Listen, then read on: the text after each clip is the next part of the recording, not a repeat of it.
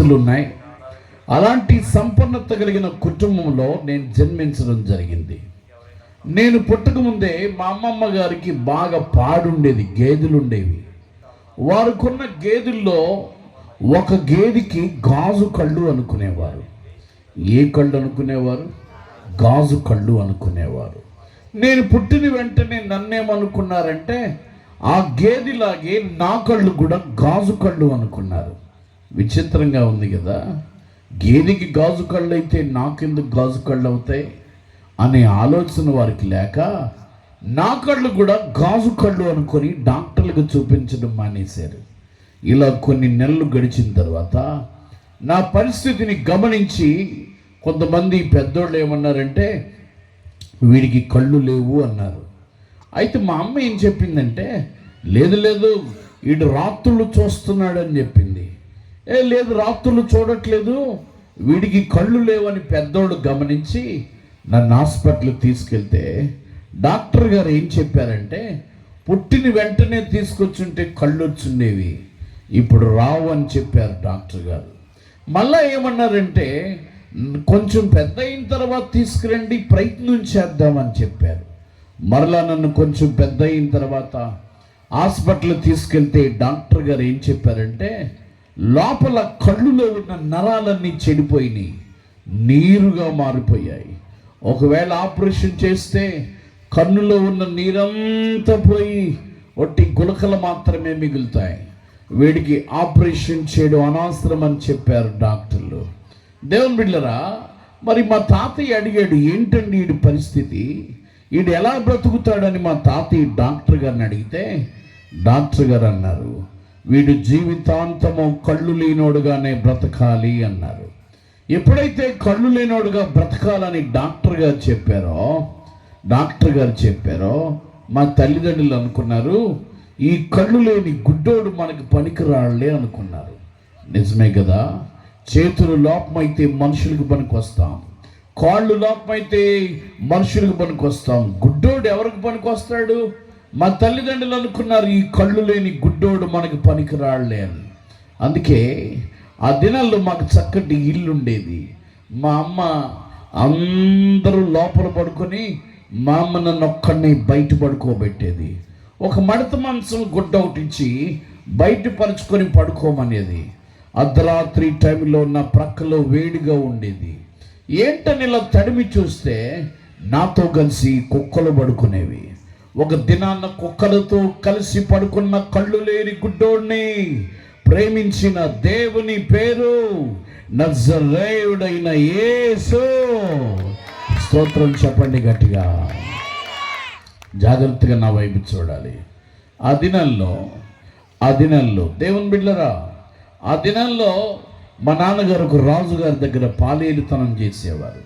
ఆ రాజుగారు అప్పుడప్పుడు మా ఇంటికి వచ్చేవారు. వచ్చి ఆయన ఏమనేవాడంటే రే వీడు గుడ్డోడురా, ఎలా బ్రతుకుతాడు, వీడిని ట్రైన్ ఎక్కించండి, పాటలు పాడి అడుక్కుంటాడనేవారు. అప్పుడు విశాఖపట్నం రాజమండ్రి పాసింజర్ ఉంటూ ఉండేది. రే ఆ పాసింజర్ ఎక్కించండి రా, పాటలు పాడి అడుక్కుంటాడు ఆ కళ్ళు లేని గుడ్డోడు అనేవాడు ఆయన. కానీ బైబిల్లో ఒక మాట ఉంది, దేవుని సేవకుని పిల్లలు భిక్షమెత్తుట నేను చూడలేదు అంటాడు. దేవుని బిడ్డలారా, మా అమ్మ సేవకురాలు కాదు, మా నాన్న సేవకుడు కాదు. మరి నేను దేవుని సేవకుడు బిడ్డను ఎట్లా అవుతాను అని మీరు నన్ను అడిగితే బాగా వినాలి, మీరు బాగా వినాలి. దేవుడు ఆయన కుమారుడుగా నన్ను గుర్తించాడు గనక నేను అడుక్కునేవాడుగా లేను. దేవుడు ఆయన కుమారుడుగా నన్ను గుర్తించాడు, నా పాపాన్ని కడిగాడు, నన్ను పవిత్రపరిచాడు, నన్ను శుద్ధీకరించాడు. ఆయన పేరు నజరేయుడైన యేసు. స్తోత్రం చెప్పండి గట్టిగా. నా వైపు మీరు బాగా చూడాలి. చూస్తున్నారా? బాగా చూడాలి. ఆ దినాల్లో దేవుని బిడ్డలారా, ఆ దినాల్లోనండి నాకు భయంకరమైన కళ్ళు మంటలు వస్తూ ఉండేవి. కళ్ళు మండిపోతూ ఉండేవి. కళ్ళు మంటతో ఏడుస్తూ ఉండేవాడిని. మార్నింగ్ బేగా లేవలేకపోయేవాడిని. 2 చెంబులు నీళ్లతో కళ్ళు కడుక్కుంటే కానీ కళ్ళు మంటలు తగ్గేవి కాదు. కళ్ళు మంటతో ఏడుస్తూ ఉంటే మా నాయనమ్మ అనేది, దేవుడా వీడిని చంపేయి, ఈ కళ్ళు లేని గుడ్డోడిని చంపేయి, వీడెందుకు బ్రతకడం, దేవుడా వీడిని చంపేయి అనేది మా నాయనమ్మ. దేవుని బిడ్డలారా, దేవుడు నన్ను చంపనివ్వలేదండి. దేవుడు ప్రాణం పోసే దేవుడే తప్ప ప్రాణం తీసే దేవుడు కాదు. నన్ను సజీవునిగా ఉంచిన దేవుని పేరు నజరేయుడైన యేసు. స్తోత్రం చెప్పండి గట్టిగా. నేను ప్రకటించే దేవుడు ప్రాణమిచ్చే దేవుడు. నేను ప్రకటించే దేవుడు పాపిని క్షమించే దేవుడు. నేను ప్రకటించే దేవుడు పాపిని క్షమించి పరిశుద్ధపరిచే దేవుడు. ఆయన పేరు యేసు. స్తోత్రం చెప్పండి గట్టిగా. నా వైపు మీరు బాగా చూడాలి. ఆ దినాల్లో దేవుని బిడ్డలారా, మా అమ్మ మా చెల్లికి తమ్ముడికి అన్నం పెట్టేది, నాకు అన్నం పెట్టేది కాదు. వాళ్ళిద్దరూ కూర్చొని వరండాలో కూర్చొని భోజనం తినేవారు. నాకు కూడా అన్నం పెడతాదనే ఆశతో నేను కూడా వరండాలో కూర్చునేవాడిని. వాళ్ళిద్దరికీ అన్నం పెట్టేది కానీ నాకు పెట్టేది కాదు. ఏమండి, భయంకరమైన ఆకలికి తట్టుకోలేక, అమ్మా అమ్మా నాకు కూడా అన్నం పెట్టమ్మా అంటే మా అమ్మ నన్ను కాలుతో తన్ని, ఏ పాటు ఉందని నీకు అన్నం పెట్టాలరా అనేది. మా నాన్న కూడా ఏ పాటు ఉందని నీకు అన్నం పెట్టాలరా అనేవాడు. నాకు అన్నం పెట్టేవారు కాదండి. ఆకలికి తట్టుకోలేక ఎక్కడైనా ఫంక్షన్లు జరిగితే అక్కడికి వెళ్ళిపోయేవాడిని, వాళ్ళు నాకు అన్నం పెడతారేమో అని. ఎవరైనా భోజనం తింటూ ఉంటే వాళ్ళ దగ్గరే నిలబడేవాడిని, వాళ్ళు నాకు అన్నం పెడతారేమో అని. ఎవరు పెట్టేవారు కాదు. నా శరీరం అంతా భయంకరమైన వాసన వచ్చేది. ఎవరు నన్ను దగ్గర కూర్చొని ఇచ్చేవారు కాదు. నేను ఎవరు మంచం మీద కూర్చుంటే ఆ వాసన మంచానికి అంటుకుంటుందేమో అని దుప్పడు తీసేసుకునేవారు.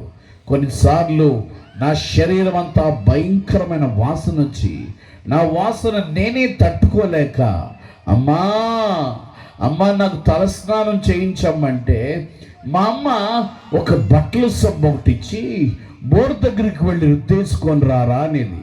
నా తల మీద చేతులు ఉంచడానికి మా అమ్మ ఇష్టపడేది కాదు. నన్ను ప్రక్కన పడుకోబెట్టుకోవడానికి మా అమ్మ ఇష్టపడేది కాదు. నాది దిక్కుమాలి జీవితం అండి. నాది పాడైపోయిన బ్రతుకండి. నాది చెడిపోయిన బ్రతుకు. అలాంటి ఒక కళ్ళు లేని గుడ్డోడిని రక్షించిన దేవుని పేరు నజరేయుడైన యేసు. స్తోత్రం చెప్పండి గట్టిగా. నా వైపు మీరు బాగా చూడాలి.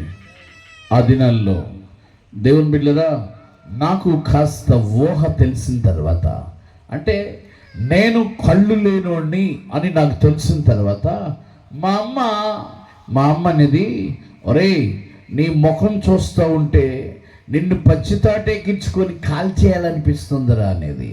నాకు కళ్ళు లేవని మా అమ్మ నన్ను కాల్చేయాలనుకుంది. దేవుని బిడ్డలారా, మళ్ళీ అనేది మా అమ్మ, ఒరే నిన్ను చూస్తూ ఉంటే కిరసనాలు పోసి తగలేసేయాలనిపిస్తుందిరా అనేది. మా అమ్మ నాకు కళ్ళు లేవని కిరసనాలు పోసి తగలేసేయాలనుకుంది.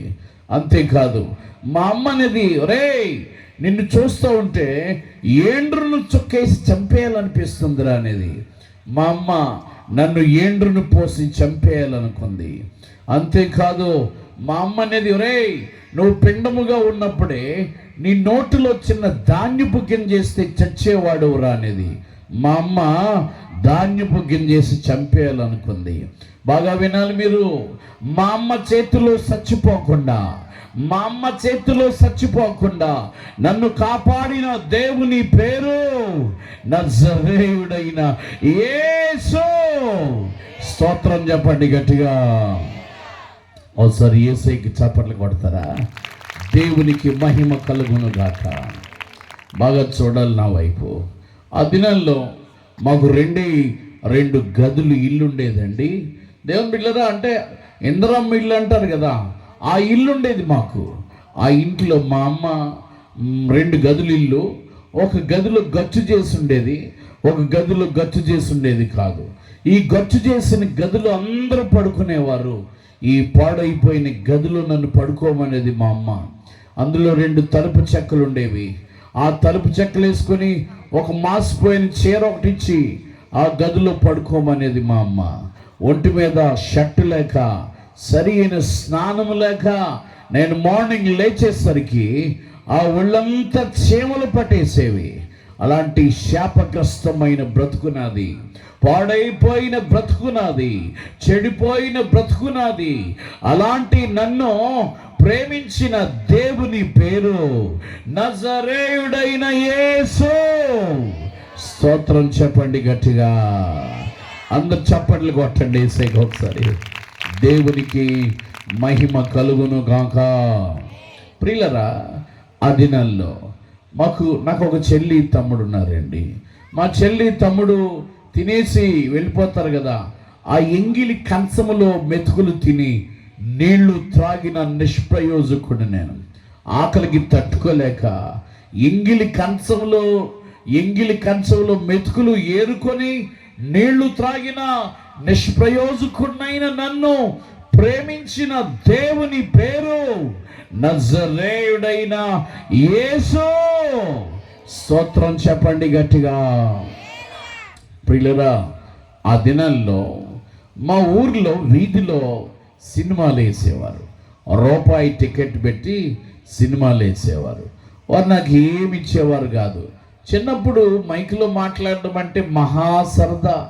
ఏమండి, ఏది సరదో అదే దేవుడు నాకు అప్పగించాడు. దేవుని బిడ్డలారా, ఆ సినిమాలకి అడ్వర్టైజ్మెంట్ చేయడానికి నన్ను తీసుకెళ్ళేవాడు.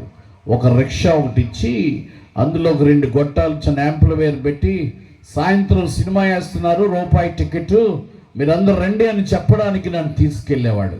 చాలా అద్భుతంగా చెప్పేవాడిని అడ్వర్టైజ్మెంట్. నేను ఆ అడ్వర్టైజ్మెంట్ చేసి వచ్చేసరికి మా అమ్మ ఒక గిన్నెలో కొంచెం భోజనం తీసి గోడ మీద పెట్టేది.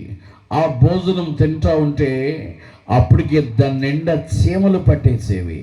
చీమలు పట్టిన భోజనం నేను తింటా ఉంటే నాతో పాటు కుక్కలు కూడా కలబడి తింటూ ఉండేవి. ఒక ప్రక్కని నేను, ఒక ప్రక్కని కుక్కలతో కలిసి చీమల భోజనము తిన్నటువంటి కళ్ళు లేని గుడ్డోడిని ప్రేమించిన దేవుని పేరు నజరేయుడైన యేసు. స్తోత్రం చెప్పండి గట్టిగా, చప్పట్లు కొట్టండి యేసుకి ఒకసారి. ఎవరు ప్రేమిస్తారండి? కళ్ళు లేని గుడ్డోడిని నేను. నాకు చిన్న నీడ కూడా కనబడదు. నేను తింటున్న భోజనం ఏ కలర్లో ఉందో కూడా నాకు తెలియదు. చీకటేంటో వెలుతురేంటో ఏమీ నాకు కనబడదు. ఏమీ కనబడలేని గుడ్డోడిని సేవకునిగా చేసిన దేవుని పేరు నజరేయుడైన యేసు. నమ్మితే గట్టిగా దేవునికి స్తోత్రం చెప్పండి. ఆ దినాల్లో దేవుని బిడ్డరా, ఆ దినాల్లో మా అమ్మ నన్ను బోరు దగ్గరికి వెళ్ళి నీళ్లు తీసుకురమ్మనేది. పైపులు ఉంటాయి కదా, చేతితో కొట్టే పైపులు, ఆ బోర్లు ఉండేవి ఆ దినాల్లో. ఆ బోర్ దగ్గరికి వెళ్ళి నీళ్లు తీసుకురమ్మనేది. ఇప్పుడు కూడా అక్కడక్కడ కనబడుతూ ఉంటాయి ఆ పైప్స్. దేవుని బిడ్డరా, ఆ నీళ్లు తీసుకొస్తున్నప్పుడు పల్లెటూరులో కుక్కలు ఉంటాయి కదండి, కుక్కలు నా కాళ్ళు కరిచేసేవి. వాటిని తొక్కేస్తే నా కాళ్ళు కరిచేసేవి. కుక్కలు కరిస్తే మా అమ్మ కనీసం ఇంజక్షన్ వేయించేది కాదు. మా ఊరిలో ఒక ముసలావిడ ఉండేది. ఆవిడేదో బూడిదితో ఒక మందు చేసిస్తే ఆ మందు రాసుకుంటే దేవుడు ఆ గాయం మాన్పేసేవాడు. అంతేకాదండి, రాళ్ళు కొట్ల మీద పడిపోతే దెబ్బలు తగిలేస్తూ ఉండేవి. మా అమ్మ ఏం చేసేదంటే దెబ్బలు తగిలినా పట్టించుకునేది కాదు, కుక్కలు కలిసినా పట్టించుకునేది కాదు. పల్లెటూరులో చలి కాగడానికి మంటలు వేసుకుంటారు కదా, డిసెంబర్ ఆ టైంలో మంటలు వేసుకుంటారు కదా. ఆ మంటలో ఆ బూడిదలో నా కాళ్ళు వేసేస్తే కాళ్ళు కాలిపోతూ ఉండేవాడి. దేవుని బిడ్డరా, కాళ్ళు కాలిపోయినా, రాళ్ళు మీద పడిపోయినా, కుక్కలు కలిసినా మా అమ్మ నన్ను పట్టించుకునేది కాదు.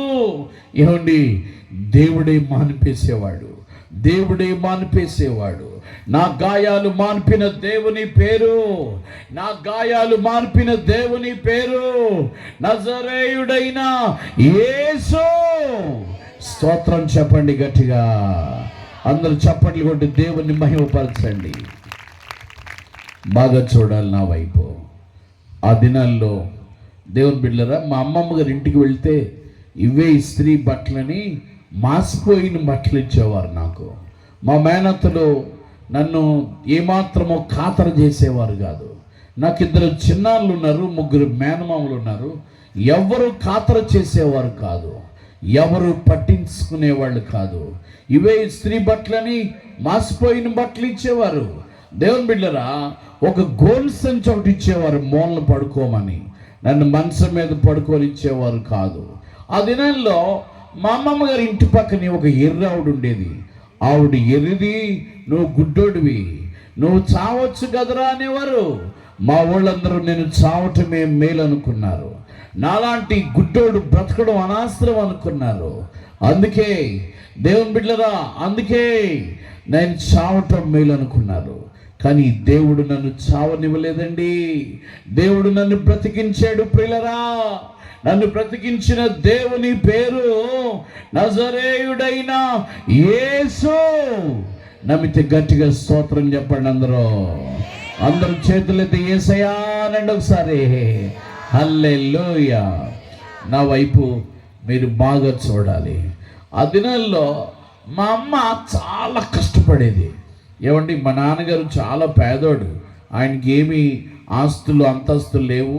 మరి మా అమ్మని ఎలా ఇచ్చారు మా నాన్నగారి కంటే మేనమామ కూతురుగా ఇచ్చారు. మా అమ్మకి చిన్న వయసులోనే వివాహం అయిందని నేను విన్నాను. అంటే బాల్య వయసులోనే ఆ దినాల్లో వివాహాలు చేసేవారు. అలాంటి టైంలో మా అమ్మకి వివాహం అయింది. వారి వైవాహ జీవితంలో నేను పుట్టడం జరిగింది. మా అమ్మకి నాకు ఊహ వచ్చిన తర్వాత మా అమ్మ ప్రతిరోజు కష్టపడేది, ప్రతిరోజు పొలానికి వెళ్ళేది. మా అమ్మ పొలానికి వెళ్తూ ఏం చేసేదంటే ఒక గోడ మీద కొంచెం సద్దన్నం తీసి పెట్టేసి వెళ్ళిపోయేది. నాకు సద్దన్నం అంటే ఏంటో తెలుసా? రాత్రి అన్నంలో గంజేసుకొని తింటే మార్నింగ్ దాన్ని సద్దన్నము అంటారు.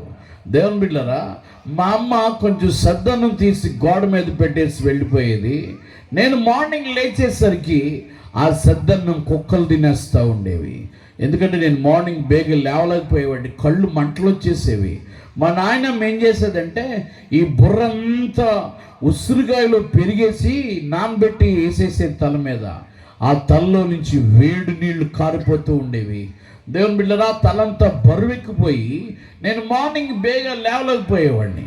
నేను లేచే లోపల ఆ సద్దన్నం కుక్కలు తినేసేవి. ఆ రోజంతా రోడ్డు మీద అడుక్కునేవాడిని. నేను ఎవరైనా రూపాయి ఇస్తే పాట పాడేసేవాడిని, ఎవరైనా ₹1 ఇస్తే పాట పాడేసేవాడిని. సినిమా పాటలు పాడుకుంటూ రోడ్డు మీద అడుక్కున్నానండి. ఆ దినాల్లో ఒక బ్రెడ్ కొనుక్కోవాలంటే ₹1.50 పెట్టి కొనుక్కోవాలి. ఆ బ్రెడ్ కొనుక్కోవడానికి 2-3 పాటలు పాడి అడుక్కుంటే తప్ప ఆ డబ్బులు వచ్చేవి కాదు. పాటలు పాడుకుంటూ రోడ్డు మీద అడుక్కుంటున్న కళ్ళు లేని గుడ్డోణ్ణి దర్శించిన దేవుని పేరు నజరేయుడైన యేసు. స్తోత్రం చెప్పండి గట్టిగా. ఆ దినాల్లో సరి అయిన బట్టలుండేవి కాదు. నాకు 2 నిక్కర్లు ఉండేవి. ఒకరోజు ఒక నిక్కరు, ఒకరోజు ఒక నిక్కరు మార్చుకునేవాడిని. పండగ వస్తే మా అమ్మ మా చెల్లికి తమ్ముడికి బట్టలు కొనేది, నాకు బట్టలు కొనేది కాదు. అందరూ ఉండి కూడా ఎవరు లేని ఒంటరిగా అనాథగా రోడ్డు మీద బ్రతికిన ఒక కళ్ళు లేని గుడ్డోడిని మీ ముందు నిలబెట్టిన దేవుని పేరు యేసు. స్తోత్రం చెప్పండి గట్టిగా. దేవుని బిడ్డలారా, ఆ దినాల్లో సరియైన బట్టలు లేక, సరియైన స్నానం లేక ఒళ్ళంతా తామర వచ్చేసింది. తామర గజ్జుతో రోడ్డు మీద అడుక్కుంటూ ఉన్నాను. తామర గజ్జుతో రోడ్డు మీద అడుక్కుంటున్న పరిస్థితుల్లో సత్యానందం గారని ఒక మంచి దైవజనుడు, ఆయన నాకు సువార్త ప్రకటించాడు. ఏమండి, యేసే దేవుడని చెప్పాడు, యేసే గొప్ప దేవుడని చెప్పాడు. ఆ దినాల్లో మా మామయ్య గారు, లాయర్ గారు ఒక ఆయన ఉన్నారు. మా మామయ్య గారు, మా లాస్ట్ మామయ్య గారు, ఆయన యానాం అనే ఒక ప్రాంతంలో, కాకినాడ దగ్గర యానాం అనే ఒక బ్లైండ్ స్కూల్లో నన్ను జాయిన్ చేశారు. ఆ బ్లైండ్ స్కూల్కి వెళ్ళిన తర్వాత ఇంకా తామర ఎక్కువైపోయింది, ఒళ్ళంతా ఎక్కువైపోయింది, గజ్జ ఎక్కువైపోయింది. అప్పుడు ఆయనకి నేను ఉత్తరం రాశాను, నాకు తామర ఎక్కువైపోయిందని ఒక లెటర్ రాయగా ఆయన సత్యానందం గారు కలిసి జనరల్ హాస్పిటల్కి తీసుకుని వెళ్ళి వైద్యం చేయించారు. దేవుని బిడ్డలారా, ఆ తామర తగ్గిపోయిన తర్వాత సత్యానందం గారు అనే దైవజనుడు నన్ను దేవుని మందిరానికి నడిపించాడు. స్తోత్రం చెప్పండి గట్టిగా. ఇందాక చెప్పారు కదా దైవజనురాలు, దేవుని మందిరానికి ఉన్న విశిష్టత ఏంటో చెప్పారు. దేవుని మందిరం అంటే ఏంటో అద్భుతమైన మాటలు వివరించారు. దేవుని మందిరము సకల జనులకు ప్రార్థనా మందిరం. దేవుని మందిరము పాపిని పశ్చాత్తాపములోనికి నడిపించేది. దేవుని మందిరములో రోగులు బాగుపడతారు. దేవుని మందిరములో దెయ్యాలు పారిపోతాయి. దేవుని మందిరములో చీకటి శక్తులు, దురాత్మలు కాలిపోతాయి. ఆ దేవుని మందిరానికి నేను 92వ సంవత్సరంలో దైవజనుడి చేత నడిపించబడ్డాను. నా వైపు మీరు బాగా చూడాలి. ఏమండి, దేవుని మందిరంలో దేవుని పాటలు పాడేవాడిని, బయటికి వెళ్ళి సినిమా పాటలు పాడుకుంటూ అడుక్కునేవాడిని. దేవుని మందిరంలో దేవుని పాటలు పాడుతూ ఉంటే అందరూ మెచ్చుకునేవారు, బయటికి వెళ్ళి సినిమా పాటలు పాడుకుంటూ అడుక్కునేవాడిని.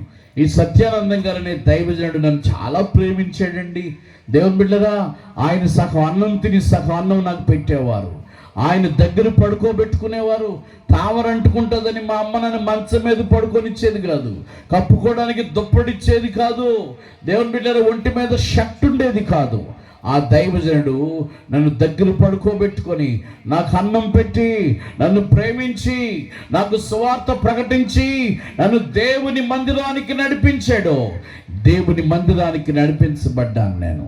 అయితే దేవుని మందిరంలో దేవుని పాటలు, బయటికి వెళ్ళి సినిమా పాట. చాలామంది బతుకులు ఇలాగే ఉంటాయి. ఒకప్పుడు నేను బతికినట్టే ఉంటాయి. దేవుని మందిరంలో ఏవి ఎరగనట్టుగా ఉంటారో బయటికి వెళ్ళి మళ్ళీ పాపిష్టి బ్రతుకుతూ ఉంటారు. బయటికి వెళ్ళి చీకటి కార్యాలు, బయటికి వెళ్ళి అక్రమ సంబంధాల్లో బ్రతుకుతూ ఉంటారు. నేను కూడా ఒకప్పుడు అలాగే బ్రతికాను. దేవుని బిడ్డరా, దేవుడు నా జీవితాన్ని మార్చాడు. దేవుడు నా బ్రతుకును కడిగాడు. దేవుడు నన్ను శుద్ధీకరించాడు. దేవుడు నన్ను పవిత్రపరిచాడు. ఈ విధంగా జీవిస్తున్న పరిస్థితుల్లో 92వ సంవత్సరం గడిచిపోయింది. 93వ సంవత్సరం జనవరి 26వ తారీఖు మా ఇంటి దగ్గర ఎవరు లేరు, నేను ఒక్కడనే ఉన్నాను. ఏడుస్తున్నాను. ఎందుకు ఈ బ్రతుకు? ఓ మాట చెప్పనా, ఈ ప్రపంచంలో ఒక మనిషిని బాధ పెట్టే వ్యాధి ఏదైనా ఉందంటే అది కళ్ళు లేకపోవడమేనండి. ఎందుకు ఈ బ్రతుకు? ఎవరి కోసం బ్రతకాలి నేను? నా వల్ల ఎవరికి లాభం? అయ్యో, ఈ కళ్ళు లేని బ్రతుకు నేను బ్రతకలేని బోరును ఏడుస్తున్నాను. అమ్మ ప్రేమ లేదు నాకు, నాన్న ప్రేమ లేదు, ఎందుకు ఈ బ్రతుకని ఏడుస్తా ఉండగా ఒక స్వరము నాతో మాట్లాడుతుంది.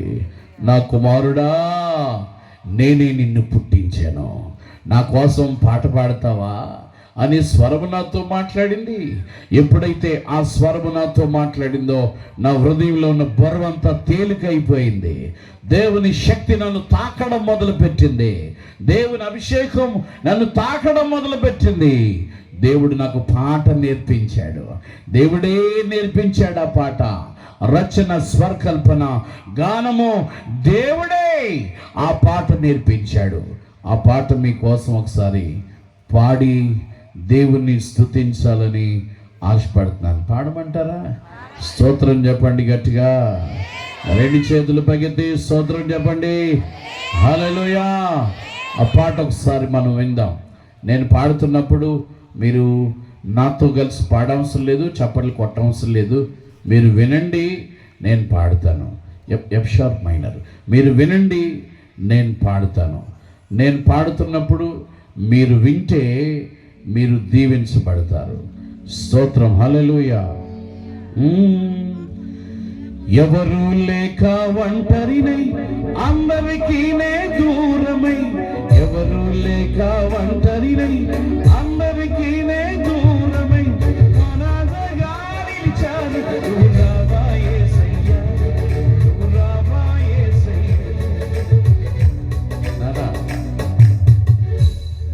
కాస్త తగ్గిస్తే పాట కొంచెం వినబడుతుంది. మీరు అద్భుతంగా వాయిస్తున్నారు, వండర్ఫుల్. కీబోర్డు తగ్గాలి, ఫ్యాట్స్ కూడా తగ్గాలి, అవుట్ ఎక్కువైపోతుంది మీది, కొంచెం తగ్గించి ఎండనా. అద్భుతం, చాలా బాగా వాయిస్తున్నారు, వండర్ఫుల్. ఎవరు లేక ఒంటరినై అందరికీనే దూరమై, ఎవరు లేక ఒంటరినై అందరికీనే దూరమై అనాథగా నిలిచాను. నువ్వు రావా యేసయ్యా, నువ్వు రావా యేసయ్యా, నువ్వు రావా యేసయ్యా, నువ్వు రావా యేసయ్యా. ఎవరు లేక ఒంటరినై అందరికీనే దూరమై, ఎవరు లేక ఒంటరినై అందరికీనే దూరమై అనాథగా నిలిచాను. నువ్వు రావా యేసయ్యా, నువ్వు రావా యేసయ్యా, నువ్వు రావా యేసయ్యా, నువ్వు రావా యేసయ్యా.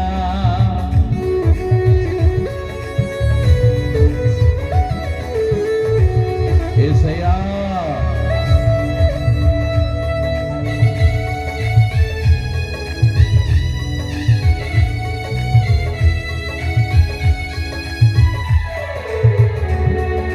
స్నేహితులాని నమ్మాను మోసం చేశారు, బంధువులాని నమ్మాను ద్రోహం చేశారు.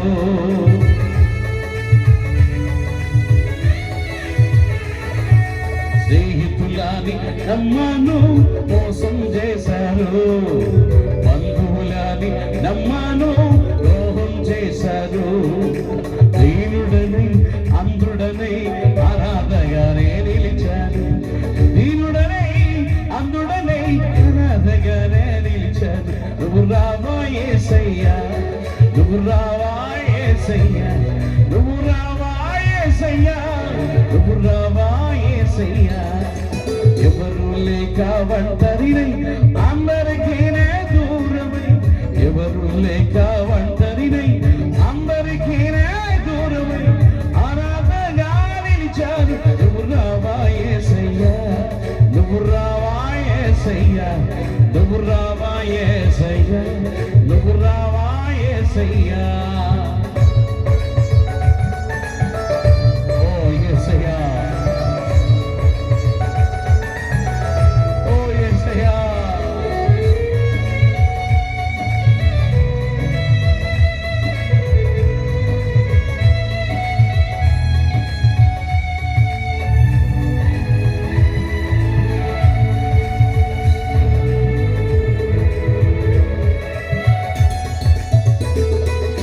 నేనున్నానని అందరూ అంటారు, కష్టాల్లో బాధల్లో వారు తొలగిపోతారు.